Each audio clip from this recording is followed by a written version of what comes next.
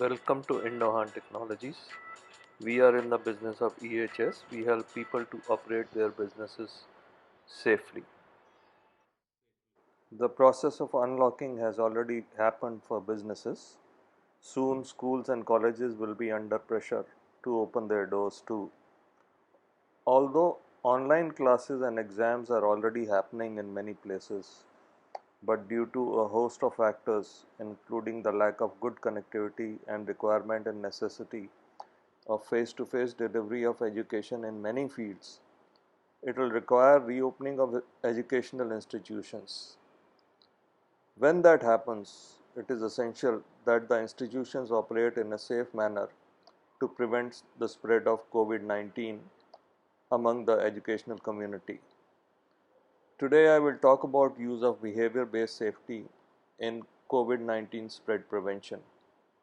The theme of BBS is that we have the duty to stop unsafe acts through safe behavior.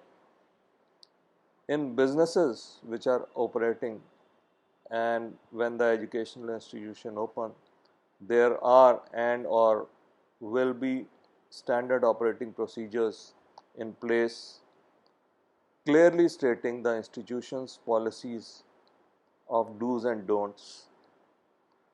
But the success lies in implementation.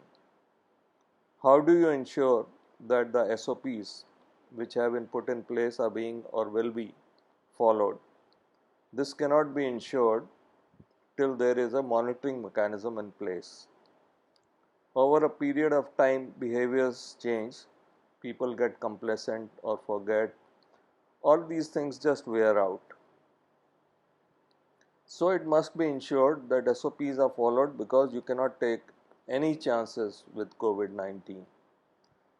We collaborated with the university in Dehradun and we carried out a pilot project in which, with the help of postgraduate health and safety students, we created SOPs for various activities in institutions, educational institutions like classroom, hostel, transport, canteen, admin office, etc.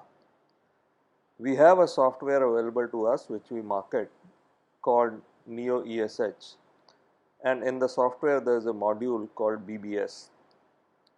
From the SOPs,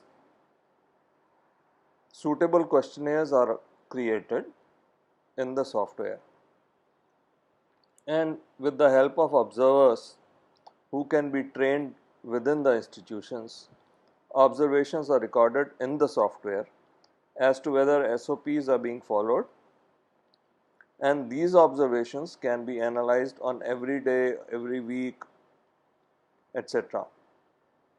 to see whether the compliance is there, whether there are any challenges or shortfalls.